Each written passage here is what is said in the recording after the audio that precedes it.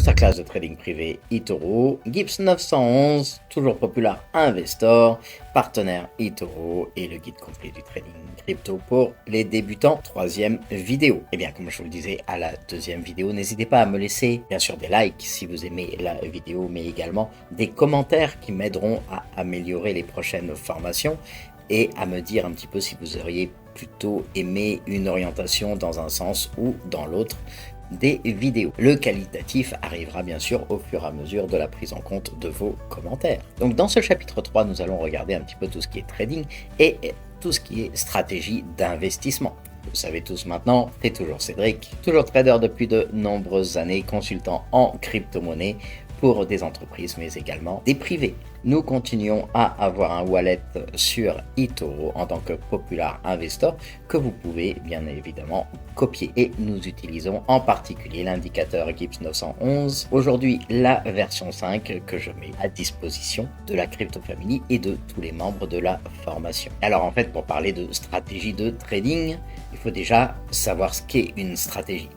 Eh bien, une stratégie de trading, c'est simplement un plan que l'on va suivre lors de l'exécution de transactions. Par exemple, pour faire très court sur le Bitcoin, on sait que ce sont des cycles de 4 ans séparés par une partie halving et on a une idée des mois de novembre à novembre à novembre à novembre. Et donc, du coup, il est très facile de pouvoir entrer au bon moment et sortir à peu près au bon moment également. Ça peut tout à fait être une stratégie de trading sur 4 ans, une entrée en DCA dans les parties basses, une vente en DCA dans les parties hautes, et c'est exactement la stratégie que nous avons sur le portefeuille d'eToro par exemple. Mais bien sûr, il n'y a pas une seule approche correcte du trading. Quelqu'un qui me dirait qu'il préfère scalper ou qui préfère faire du day trading, je ne peux pas lui dire il sera meilleur, il sera moins bon que moi, c'est simplement son approche à lui, celle dans laquelle il se sent bien, avec le moins de stress, et celle qu'il maîtrise le plus. C'est ça qui est très important. Faire du profit sans en être stressé. Donc chaque stratégie dépendra en grande partie de votre profil et des préférences du trader. Donc, quelle que soit votre approche du trading, l'établissement d'un plan de toute façon est crucial. C'est un petit peu lorsque vous montez une société, il faut que vous ayez un plan sur la manière dont vous allez développer votre société, sur quel produit, quelle zone de chalandise, quel type de clientèle, quel prix du produit, etc. Et bien là, c'est exactement la même chose. Au niveau du trading, il vous faut établir un plan précis. Dans ce plan, vous définirez des objectifs qui sont clairs et le fait de suivre votre plan va vous empêcher de dévier de votre cap en raison de vos émotions. Les émotions sont le principal problème des traders. En règle générale, vous voudrez décider de ce que vous négociez, de la manière dont vous allez le négocier et des points auxquels vous rentrerez et sortirez. Tout ça, ça fait partie de votre plan de trading. Donc dans le prochain chapitre, nous allons aborder quelques exemples de stratégies de trading qui sont très populaires. La gestion d'un portefeuille se préoccupe de la création et de la gestion d'une collection d'investissements. Le portefeuille lui-même est un regroupement d'actifs. Il peut contenir n'importe quoi, des cryptos, de l'immobilier, des NFT, etc. Si vous négociez exclusivement des crypto-monnaies, elles seront probablement composées d'une combinaison de Bitcoin, d'Ethereum et d'autres pièces et jetons numériques. Donc vous allez diminuer le risque en fonction de la catégorie du type de crypto. Votre première étape va consister bien entendu à examiner vos attentes pour votre portefeuille. Donc il va falloir rechercher un panier d'investissement qui restera relativement protégé de la volatilité ou quelque chose de plus risqué qui pourrait apporter des rendements plus élevés à court terme. Là encore, on reparle de crypto. Donc réfléchir à la manière dont vous souhaitez gérer votre portefeuille vous sera très bénéfique. Certains pourraient préférer une stratégie qui est passive, d'autres une stratégie dans laquelle vous laissez vos investissements tranquilles après les avoir mis en place. D'autres encore pourraient adopter une approche active où ils achètent et vendent en permanence des actifs pour réaliser des bénéfices. Bien sûr, quand vous avez une stratégie, il faut tenir compte du risk management ou le management de risque en français. Donc la gestion des risques est essentielle au succès dans le trading. Pour celles et ceux qui copient mon portefeuille par exemple sur eToro, vous pouvez voir que quelquefois mon niveau de risque passe au niveau 6 comme par exemple en 2023 sur 2 mois de l'année et automatiquement j'essaye de le ramener au niveau 5. Et ce niveau risque en fait va être un ratio dans lequel vous vous sentez bien. L'idée en fait c'est de faire en sorte que ce risque ne soit jamais trop élevé par rapport à nos investissements. Donc bien sûr dans les risques nous avons différents types identifiés comme les risques de marché, les pertes potentielles que vous pourriez subir si l'actif perd de la valeur, les risques de liquidité, les pertes potentielles résultant de marchés qui sont illiquides, sous-entendu des marchés où vous ne trouvez pas facilement d'acheteurs pour vos actifs, des risques opérationnels, les pertes potentielles qui découlent de défaillances opérationnelles. Ceux-ci peuvent être dus à une erreur humaine, à une défaillance matérielle, logicielle ou à une conduite frauduleuse intentionnelle de la part de certains employés, comme ça c'est déjà vu. Il y a également le risque systémique, les pertes potentielles causées par la défaillance d'acteurs du secteur dans lequel vous opérez qui impactent toutes les entreprises de ce secteur. Donc comme en 2008, on a vu l'effondrement des Lehman Brothers et ça a entraîné une énorme cascade sur les systèmes financiers mondiaux et de plus en plus de banques se sont mis à se casser la figure. On a étudié en vidéo 2 les dérivés, on a vu que le fait de faire des dérivés sur des dérivés, encore sur des dérivés, on avait un château de cartes qui était vraiment de plus en plus sensible au vent et au risque, et bien exactement ce que nous avons eu en 2008. Donc l'idée aujourd'hui, d'un point de vue stratégie, moi ce que je vous conseille c'est bien sûr tout ce qui est DCA, DCA à l'achat mais DCA à la vente également, on va le voir un petit peu plus loin, mais également pour vous protéger du risque, ce que je vous conseille c'est la diversification. Alors, comme vous pouvez le constater, l'identification des risques commence par les actifs qui sont dans votre portefeuille, mais ça doit tenir compte aussi de facteurs internes et externes pour être efficace. Par exemple, en niveau propre, aujourd'hui, il est vrai que j'ai un portefeuille sur eToro, le portefeuille que vous pouvez copier facilement. Donc, il y a des actifs en crypto-monnaie. Environ 99% de ce portefeuille est composé de crypto-monnaie. Ce sont des risques assez importants puisqu'on sait par exemple qu'une année sur 4, le portefeuille va perdre environ 80% de ses avoirs. Donc à nous de faire en sorte de pouvoir vendre au plus haut et de ne perdre sur les 80% que très peu d'investissement. Mais ça m'empêche pas d'avoir également à côté des investissements dans la pierre par exemple ou dans des véhicules ou etc. Donc il est très important de diversifier tant à l'intérieur de votre portefeuille que de diversifier votre portefeuille avec d'autres sources de revenus qui pourraient être des appartements, de la location de véhicules, etc. Donc une fois qu'on a identifié les risques, il va falloir les évaluer.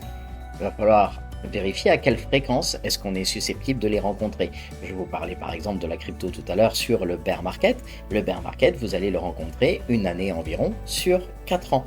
Donc pendant 3 ans, on sait que ça monte. Pendant 1 an, on sait que ça se casse la figure. Le risque est identifié et il est évalué entre 60 et 80% de perte de ce qui restera sur le portefeuille en fin de 3e année, une fois que l'on aura tout vendu. Donc quelle est la gravité de ce risque ? Là également, on sait que si on laisse 10 000 € sur le portefeuille, eh bien, il restera environ 20% de ce montant en fin de bear market. En pesant les risques et en déterminant leur impact possible sur notre portefeuille, on peut les classer et développer des stratégies et des réponses appropriées. Donc la réponse appropriée à un bear market, c'est qu'en effet, on essaye de vendre le tout en fin de 3e année, de manière à avoir le moins possible qui va subir les 60 à 80% de perte de la 4e année sur les crypto-monnaies. Et ensuite, on utilise ce que l'on a gagné à l'achat en fin de 3e année pour réinvestir en fin de 4e année et repartir sur un nouveau cycle de 3 ans. Donc on peut les classer, développer les stratégies et les réponses appropriées. Le risque systémique, par exemple, peut être atténué par la diversification dans différents investissements. C'est ce que je vous disais, en plus de la crypto-monnaie, vous pouvez très bien avoir des actions, des stocks, de l'immobilier, des véhicules, etc. Et le risque du marché, du coup, est d'autant atténué par l'utilisation du stop-loss. Alors honnêtement, quelqu'un qui ne connaît pas la crypto-monnaie, moi je lui conseille de mettre des stop-loss, c'est évident. Par contre, quelqu'un qui connaît, qui sait exactement où il va, arrive à minimiser les risques fortement et donc du coup, ne joue pas de stop-loss et ne met pas de stop-loss dans à peu près 90% du temps sur la crypto-monnaie. Alors d'un point de vue stratégie, nous avons également le day trading. Le day trading, c'est une stratégie qui consiste à entrer et à sortir des positions dans la même journée. Donc le terme vient des anciens marchés, faisant référence au fait qu'ils ne sont ouverts que pendant des périodes déterminées pendant la journée. Par exemple, vous avez la bourse de New York ou la bourse française qui va être ouverte, disons, de 9h à 17h, et donc qui ne vous permettra de faire des tradings que durant cette période-là. L'avantage des crypto-monnaies, c'est que nous sommes ouverts 24 heures sur 24. En dehors de ces périodes, si l'on prend la bourse française par exemple, on ne s'attend pas à ce que les traders gardent leur position ouverte. En général, un trader va utiliser le matin la tendance du marché est à la hausse, à la baisse, il va se mettre dans cette tendance et il va revendre en fin d'après-midi avant la clôture de manière à prendre ses profits. Donc ça, c'était pour le day trading. Nous avons également le swing trading. Dans le swing trading, on va toujours essayer de profiter des tendances du marché, mais sur un horizon temporel qui sera plus long. Les positions sont généralement détenues de quelques jours à quelques mois. Souvent, votre objectif sera d'identifier un actif qui semble sous-évalué et dont la valeur est susceptible d'augmenter. Vous achèteriez cet actif puis le vendriez lorsque le prix augmenterait pour générer un profit. On peut essayer de trouver des actifs surévalués, susceptibles de perdre de la valeur également. À ce moment-là, vous devenez un vendeur. Ensuite, vous pourriez vendre certains d'entre eux à un prix élevé en espérant les racheter à un prix inférieur. Donc comme pour le day trading, de nombreux swing traders utilisent l'analyse technique, ce pourquoi notre indicateur a totalement été conçu. Cependant, comme leur stratégie se déroule sur une période plus longue, l'analyse fondamentale peut également être un outil précieux.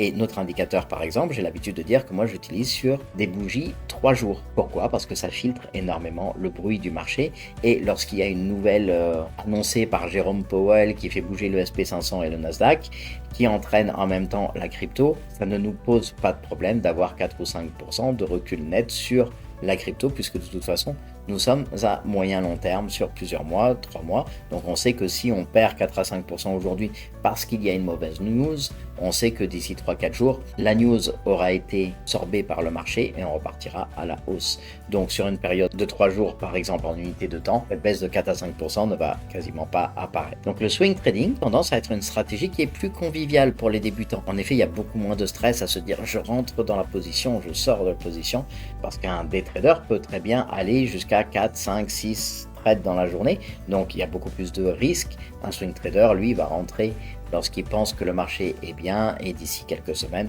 en sortir. Donc le swing trading, c'est plutôt pour le tourisme, le trading de tourisme, où on vient faire de temps en temps un trade. Le day trading, c'est vraiment pour les traders qui font ça toute la journée, qui sont derrière leur écran. Ensuite, on parle également de trading de position ou trading de tendance. C'est une stratégie qui est à long terme.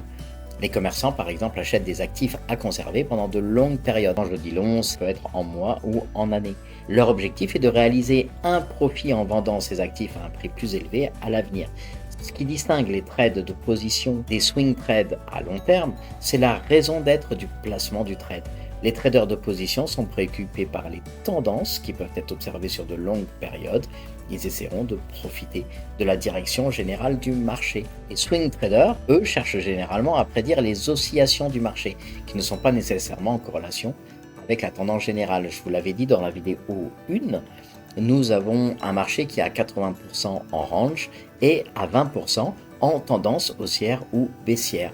Eh bien, un swing trader va s'amuser à aller chercher dans les ranges les butées hautes, les butées basses et à essayer de bénéficier de tous ces avantages. Il n'est pas rare du tout de voir des traders de position privilégier l'analyse fondamentale, simplement parce que leur préférence temporelle leur permet de regarder les événements fondamentaux se matérialiser. Cela ne veut pas dire que l'analyse technique n'est pas utilisée, bien au contraire. Côté trader de position, il travaille sur l'hypothèse que la tendance se poursuivra. L'utilisation d'indicateurs techniques peut les alerter de la possibilité d'un renversement de tendance, par exemple. Comme le swing trading, le trading de position est une stratégie idéale pour les débutants. Encore une fois, l'horizon à long terme leur donne amplement l'occasion de délibérer sur leurs décisions. Et donc, on le verra un petit peu plus tard pour le trading de position. En général, vous allez voir des traders qui vont utiliser 2, 3 ou 4 moyennes mobiles, par exemple la 9, la 18, la 50 et la 100 ou la 200. Et à partir de là, lorsque les 4 sont alignés en tendance haussière, ils vont entrer dans le marché et profiter donc de l'inertie d'un marché qui est haussier. Ils ne revendront qu'à partir du moment où nous avons un croisement, par exemple, de la 9-18 avec la 50, la 100 ou la 200. En toutes ces stratégies, nous avons également le scalping. Le scalping, lui, il a lieu sur des toutes petites périodes. Alors là encore, notre indicateur est super intéressant puisqu'il travaille sur l'inertie. Donc les personnes qui font du scalping, je vous invite à l'utiliser, à vous amuser avec pour bien voir comment ça fonctionne et vous verrez que vous pourrez faire des profits très très intéressants également en petite unité de temps. Les scalpers tentent de jouer sur des petites fluctuations de prix, entrant et sortant souvent des positions en quelques minutes. Dans la plupart des cas, ils utiliseront l'analyse technique pour essayer de prédire les mouvements de prix et exploiter l'écart acheteur-vendeur pour réaliser un profit. En raison des délais courts, les transactions de scalping donnent souvent un petit pourcentage de bénéfices, généralement inférieur à 1%. C'est là du coup qu'on retrouve des traders en scalping qui interviennent sous levier x10, x20, x30. Mais le scalping est un jeu de nombres, donc de petits profits répétés peuvent s'accumuler avec le temps. Le scalping n'est en aucun cas une stratégie de débutant. Je me souviens par exemple en 2020, je m'amusais avec NIO. NIO qui est donc une société concurrente de Tesla qui fabrique des véhicules électriques. Et il y avait toute une période, environ 6 à 8 mois, où tous les jours, il y avait une frénésie sur le mouvement asiatique au niveau de NIO et on avait la possibilité d'avoir des prises de profit énormes. Je faisais 8 à 10 trades par jour et je prenais facilement 2 ou 3% par trade. Donc c'était très très intéressant de jouer. Il y a toujours comme ça une action ou une crypto qui nous permet de faire ce genre de choses. Mais attention, le scalping, il faut quand même savoir ce qu'on fait, il faut être super rapide, il faut être sûr dans son analyse. Donc du coup, je le conseillerais beaucoup plus pour des personnes qui sont aguerries et pour moi, ce n'est pas du tout une stratégie de débutant. Il faut une bonne compréhension des marchés, mais également de la plateforme sur laquelle vous allez négocier et une analyse technique qui soit à toute épreuve. Il est intéressant également de parler de l'allocation d'actifs et de la diversification. Alors l'allocation d'actifs et la diversification, ce sont des termes qui ont tendance à être utilisés de manière interchangeable. Vous connaissez peut-être les principes du dicton « Ne gardez pas tous vos œufs dans le même panier », la diversification. Garder tous vos œufs dans le même panier crée un point central de défaillance. Il en va de même pour votre richesse. Et c'est également en partant de ce constat que Satoshi Nakamoto, en 2008, s'est dit « Mais ça va pas du tout avec la crise des subprimes, avec la crise de Lehman Brothers, avec les dérivés sur les dérivés, etc. » Il s'est dit « Mais on ne peut plus faire confiance à un tiers de confiance. » Et donc, du coup, il a commencé à réfléchir au livre blanc du Bitcoin, où on parle de décentralisation. On ne parle plus d'une personne centralisée qui arrive à faire toutes les manipulations qu'il souhaite sur le marché. La décentralisation devient le point fort de la crypto-monnaie. Et là également, on parle de diversification. Donc c'est un principe qu'on peut appliquer à tout, y compris à votre richesse et vos actifs. Investir vos économies dans un seul actif vous expose au même type de risque. Par exemple, quelqu'un qui en 2019 avait tout investi sur XRP, connu un très très mauvais cycle et s'est retrouvé avec un bull run qui n'a quasiment pas bougé parce que le XRP était en procès avec la SEC à ce moment-là. Si par contre il avait investi sa fortune sur 10 crypto-monnaies au total dont le XRP, il avait les 9 autres crypto-monnaies qui elles poursuivaient la montée et donc n'avaient pas ce problème d'être impacté par le XRP et le procès avec la SEC. Donc ce dont je vous parle pour une crypto-monnaie, c'est vrai pour un actif, c'est vrai pour du stock, c'est vrai pour un investissement sur une société, c'est vrai pour un actif individuel, donc c'est vraiment vrai pour tout. Attention, en cas de crise financière, vous vous attendez à ce que toutes les actions que vous détenez perdent de la valeur. Et c'est pour ça que nous avons le système de risque on, comme l'or, donc le gold, ou le Bitcoin qui commence à s'apparenter à l'or numérique. Alors bien sûr, quand on regarde le SP500, le Nasdaq, le CAC 40, le GR30, etc., nous avons, en cas de grosse crise financière, eh bien, toutes les orientations de ces actifs qui ont tendance à la baisse. Donc une bonne diversification, ça va pas consister à remplir votre portefeuille d'une centaine de devises numériques différentes. Comme je le disais avec les crypto-monnaies, par exemple, le portefeuille sur eToro, nous n'avons que des crypto-monnaies quasiment dessus. Même s'il est très diversifié au niveau crypto-monnaie, il n'y a que la classe d'actifs crypto-monnaies dessus. Je peux me le permettre parce que je sais exactement où je vais avec les crypto-monnaies et je sais comment gérer les cycles, etc. Mais quelqu'un qui arriverait et qui voudrait se lancer dans la crypto-monnaie sans avoir vraiment tout compris comment cela fonctionne, c'est un énorme risque qu'il prend. Maintenant, sur les crypto-monnaies, on a toujours également un autre risque qui est, par exemple, de considérer un événement où les gouvernements du monde interdisent les crypto-monnaies ou, par exemple, que tous les ordinateurs quantiques cassent les schémas de cryptographie à clé publique que nous utilisons. L'un ou l'autre de ces événements aura un impact profond sur tous les actifs numériques. Et c'est pour ça que moi, je suis en permanence la crypto. Si je vois qu'il y a un gros mouvement, on sort, on revend et on prend tous nos profits. Et après, on verra exactement ce qui se passe. Comme les actions, elles constituent une seule classe d'actifs. Si on met tout en crypto-monnaie, on a un portefeuille d'une seule classe d'actifs. Donc idéalement, il vaut mieux répartir notre patrimoine sur plusieurs classes. Donc des actifs en crypto par exemple, des actions d'un autre côté, de l'immobilier, des véhicules, des collections, des NFT, etc. Donc de cette façon, si l'un d'eux fonctionne mal, si par exemple on a une crise immobilière, on sait que de toute façon, on aura la crypto qui montera et qui va compenser. Mais si on n'a que de l'immobilier et qu'on a un problème, on a un effet d'entraînement pour le reste de notre portefeuille. C'est ce qu'on appelle la théorie moderne du portefeuille qui a été introduite par le lauréat du prix Nobel Harry Markowitz. Donc cette théorie s'appelle le MPT. Essentiellement, la théorie plaide en faveur de la réduction de la volatilité et du risque associé aux investissements dans un portefeuille en combinant des actifs non corrélés. Et donc, sur notre portefeuille eToro, notre diversification est suffisante pour n'avoir un risque que de 5, ce dont je vais vous parler tout à l'heure. Alors, vous entendrez beaucoup parler de la théorie de Dow aussi. La théorie de Dow est un cadre financier calqué sur les idées de Charles Dow. Ce monsieur a fondé le Wall Street Journal et a aidé à créer les premiers indices boursiers américains connus sous le nom de Dow Jones Transportation Average, DJTA, et le Dow Jones Industrial Average, DJIA. Bien que la théorie de Dow n'ait jamais été formalisée par Dow lui-même, elle peut être considérée comme une agrégation des principes du marché présentés dans ses écrits. Donc, qu'est-ce que sous-entend la théorie de Dow? Tout est évalué. Dow était un partisan de l'hypothèse du marché efficace, le MH, l'idée que les marchés reflètent toutes les informations disponibles sur le prix de leurs actifs. Autrement dit, on voit dans les courbes ce qu'il va se passer dans les prochaines heures ou les prochains jours. Les tendances du marché, Dow est souvent crédité de la notion même de tendance du marché telles que nous les connaissons aujourd'hui en distinguant les tendances primaires, secondaires et tertiaires. Les phases d'une tendance primaire, donc dans les tendances primaires, Dow identifie 3 phases. La phase d'accumulation, celle dans laquelle en décembre 2023 nous sommes en crypto, la phase de participation du public et la phase d'excès de distribution. Il y a également une corrélation entre les indices. Dow pensait qu'une tendance dans un indice ne pouvait être confirmée que si elle était observable dans un autre indice. L'importance du volume, une tendance doit également être confirmée par un volume élevé de transactions. Si vous avez une grosse mèche verte, il n'est pas normal qu'il n'y ait pas un volume vert qui l'accompagne. C'est donc une énorme manipulation du marché, vous n'avez pas de volume. Les tendances sont valides jusqu'au renversement. Une tendance est confirmée, elle se poursuit jusqu'à ce qu'un renversement définitif se produise. Il convient de rappeler que ce n'est pas une science exacte, c'est une théorie et cela pourrait ne pas être vrai. Donc, c'est une théorie qui reste extrêmement influente et de nombreux traders et investisseurs la considèrent comme faisant partie intégrante de leur méthodologie et je vous avoue que moi, j'utilise également énormément la tendance du cycle qui fait que sur la crypto-monnaie, pendant 3 ans, nous avons une forte tendance haussière avant d'être renversée pour une petite année, voire un petit peu plus de tendance baissière. Et vous verrez dans mes graphiques que j'utilise énormément les vagues d'Elliott. Alors les vagues d'Elliott, ce sont des motifs qui ont une propriété fractale. Ça signifie qu'on peut zoomer sur une seule vague pour avoir un autre motif d'Elliott vague. Donc exactement comme lorsque vous êtes en mer et que vous avez une grosse vague, cette grosse vague, elle est composée de plein de petites vagues qui elles-mêmes sont composées de petites vagues, etc.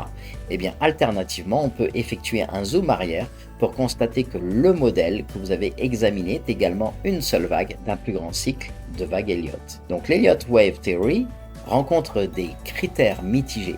Certains soutiennent que la méthodologie est trop subjective, car les traders peuvent identifier les vagues de différentes manières sans enfreindre les règles. Comme la théorie de Dow, la théorie des vagues d'Elliott, elle n'est pas infaillible. Elle ne doit donc pas être considérée comme une science exacte. Cela dit, de nombreux traders ont eu beaucoup de succès en combinant Elliott Wave avec d'autres outils d'analyse technique. Et c'est exactement ce que je fais avec notre indicateur. Très souvent, vous verrez, joint à mon indicateur, les vagues d'Elliott. Et vous m'entendrez également parler beaucoup de Wyckoff, la fameuse méthode de Wyckoff, les accumulations de Wyckoff en sont un exemple bien précis. La méthode de Wyckoff, c'est une vaste stratégie de négociation et d'investissement qui a été développée par Charles Wyckoff dans les années 30. Son travail est largement considéré en fait comme la pierre angulaire des techniques modernes d'analyse technique sur les nombreux marchés financiers. Wyckoff a proposé 3 lois fondamentales. La loi de l'offre et de la demande, bien sûr, la loi de cause à effet et la loi de l'effort contre le résultat. Il a également formulé la théorie de l'homme composite qui chevauche considérablement la décomposition des tendances primaires de Charles Dow.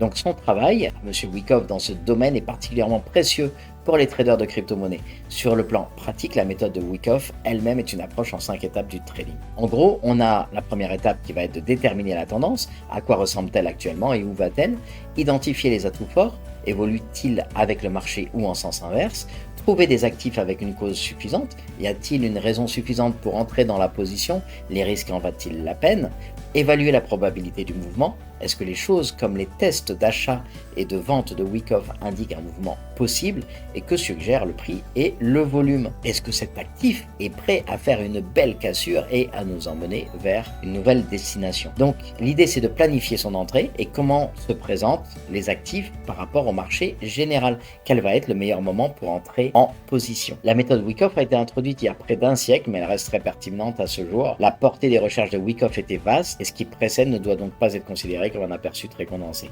Il est recommandé d'explorer son travail plus en profondeur car il fournit des connaissances d'analyse technique indispensables. Et vous me verrez très souvent publier des patterns de Wyckoff. Alors il existe également d'un point de vue stratégique le buy and hold. Alors chez les cryptos on dit le buy and hodl.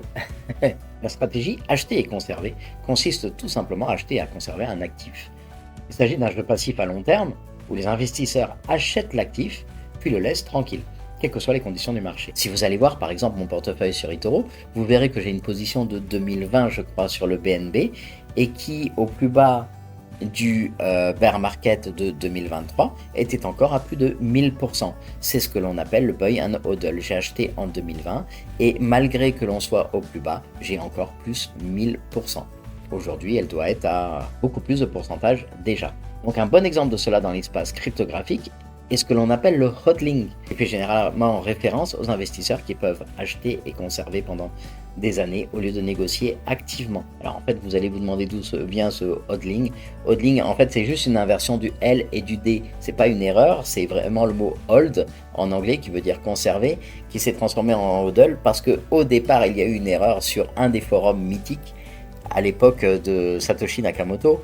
Une personne avait utilisé le terme hodl en faisant une faute d'écriture et depuis c'est rentré vraiment dans le vocabulaire de ceux qui font de la crypto. Alors c'est peut-être une approche avantageuse pour ceux qui préfèrent investir sans intervention parce que tout le monde ne peut pas être trader, tout le monde n'a pas la possibilité de passer beaucoup de temps derrière un ordinateur, tout le monde ne comprend pas forcément non plus à quel moment rentrer et à quel moment sortir. Donc du coup le fait d'être en DCA, d'acheter de temps en temps, soit tous les lundis, soit un lundi par mois, soit tous les 3 mois, etc. Ça vous permet de moyenner votre prix d'achat. Du coup, vous n'avez pas à vous soucier des fluctuations à court terme ou des impôts sur les gains en capital. Vous ne faites qu'acheter et ça continue d'augmenter. D'un autre côté, cela demande de la patience de la part de l'investisseur et ça suppose aussi que l'actif ne finira pas par être totalement sans valeur. Pour ceux qui ont été totalement investis sur Luna par exemple, ils ont perdu 99% de leur valeur en à peine quelques jours. On va parler également de l'investissement indiciel. Il pourrait être considéré comme une forme d'achat et conservation. Comme son nom l'indique, l'investisseur cherche à profiter du mouvement des actifs au sein d'un indice spécifique et pourrait le faire en achetant les actifs eux-mêmes ou en investissant dans un fonds indiciel. Encore une fois, il s'agit d'une stratégie passive. Les particuliers peuvent également bénéficier d'une diversification sur plusieurs actifs sans le stress d'un trading actif. Et il nous reste dans cette vidéo à voir le paper trading. Le trading sur papier peut être n'importe quel type de stratégie, mais le trader fait seulement semblant d'acheter et de vendre des actifs. Vous allez sur eToro, par exemple, vous avez une partie trading avec une partie virtuelle, où eToro vous met environ 100 000 ou 200 000 dollars, je ne sais plus virtuellement, et vous pouvez vous entraîner à trader. Mais alors attention, parce que lorsque vous allez trader sur une période de trading, une bonne période, ça ne sous-entend pas que si vous avez des bons résultats à ce moment-là, que vous aurez encore des bons résultats un an après. C'est très bien de s'entraîner, mais c'est pas parce que vous réussissez ou que vous ratez que vous n'allez pas réussir ou rater ensuite. Donc le paper trading, c'est quelque chose que vous pourriez envisager en tant que débutant, même en tant que trader expérimenté d'ailleurs pour tester vos compétences sans mettre votre argent en jeu. Vous pensez peut-être par exemple que vous avez découvert une bonne stratégie pour chronométrer les baisses du Bitcoin et que vous souhaitez essayer de profiter de ces baisses avant qu'elles ne se produisent. Mais avant de risquer tous vos fonds, vous pouvez opter pour le commerce papier, donc le paper trading. Cela peut être aussi simple que d'écrire le prix au moment où vous ouvrez votre short et de nouveau lorsque vous le fermez. Vous pouvez également utiliser une sorte de simulateur qui limite les interfaces de trading populaires. Le principal avantage du trading sur papier est que vous pouvez tester les stratégies sans perdre votre argent si les choses tournent mal. Vous pouvez avoir une idée de la façon dont vos mouvements auraient fonctionné sans risque. Bien sûr, vous devez être conscient que le trading sur papier ne vous donne qu'une compréhension limitée d'un environnement réel. Il est difficile de reproduire les émotions réelles que vous ressentez lorsque votre argent est en jeu. Le trading sur papier sans simulateur réel peut également vous donner une fausse idée des coûts et frais associés, à moins que vous ne les preniez en compte pour des plateformes spécifiques.